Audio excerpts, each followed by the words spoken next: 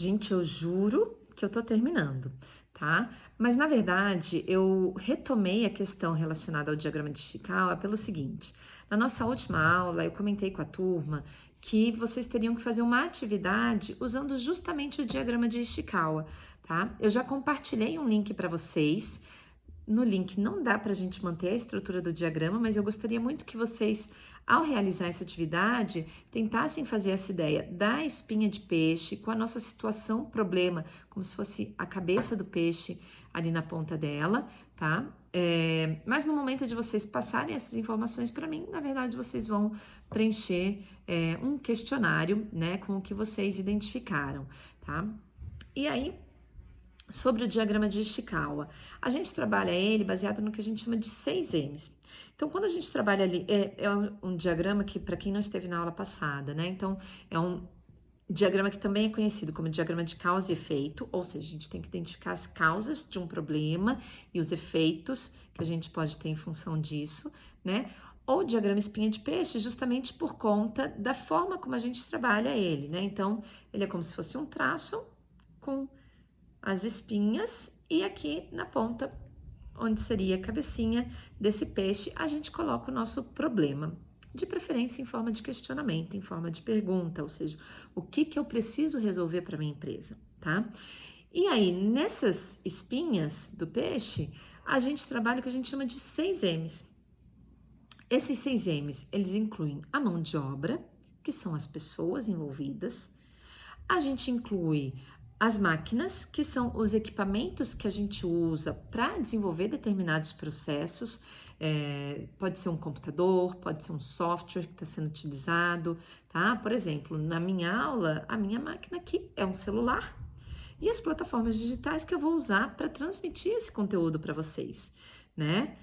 E que num diagrama de causa e efeito, se existe uma falha, eu preciso verificar inclusive isso. Os vídeos estão sendo gravados numa qualidade adequada, por exemplo?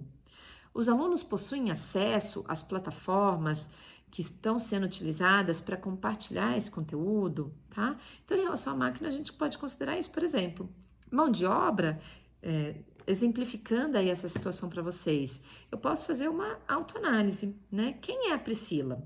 Qual a linguagem que ela está utilizando? Ela está se fazendo ser compreendida, tá? Então, nesse caso especificamente, a linguagem faz muita diferença. No caso dos vídeos que eu estou compartilhando com vocês, eu estou tentando separar por situações para que a gente não fale sobre tudo e nada ao mesmo tempo. Pode ser que isso funcione ou não, né? Então, a devolutiva de vocês, para mim, vai ser muito importante também. E aí, no meu diagrama de Ishikawa, a mão de obra seria a minha própria pessoa. A gente tem o método, né? Como a minha atividade é realizada, ou seja, nesse caso, o meu método vou fracionar o conteúdo em vídeos para disponibilizar isso através de plataformas digitais, com complementos, por exemplo, de slides que estão disponíveis aí no portal do aluno. Então, eu crio um método para passar essa informação para vocês. A gente tem também o meio ambiente, que é o local em que a atividade está acontecendo, tá? Nesse caso, a gente não considera necessariamente o ambiente externo, mas o ambiente em que a atividade é realizada. Será que a pessoa que está realizando esse conteúdo, que está trabalhando esse conteúdo, está no ambiente adequado? A iluminação está boa? A cadeira é confortável? Possui uma mesa de apoio adequada? Né? Então, como é o ambiente em que ela está atuando? A gente considera também, só para eu não me perder, tá? A matéria-prima, né? Que são os insumos de uma forma geral que uma empresa, por exemplo, poderia fazer uso. No meu caso, a minha matéria-prima pode ser o meu celular, pode ser meus cadernos de anotação, para que eu não esqueça tópicos para trabalhar com vocês, tá? E a gente tem as medidas, que são aquelas decisões que vão alterar um processo. No nosso caso, a nossa medida é toda essa transformação, né? Então, a gente sempre se encontrou num ambiente físico, presencial, mas por conta de uma situação global, por conta de um vírus que se propaga muito rápido, as instituições de ensino, de uma forma geral, tiveram que adaptar os encontros dos professores com os alunos. Então, é uma medida que teve que ser tomada para que a gente pudesse manter os nossos encontros, mesmo que em ambientes diferentes do ambiente físico, tá? Então, daí a gente explica mais ou menos como a gente trabalha o nosso diagrama de Ishikawa, considerando os 6 M's, tá? E identificando causas que podem atrapalhar todo esse processo e que me tragam prejuízos para atender as minhas necessidades, tá certo?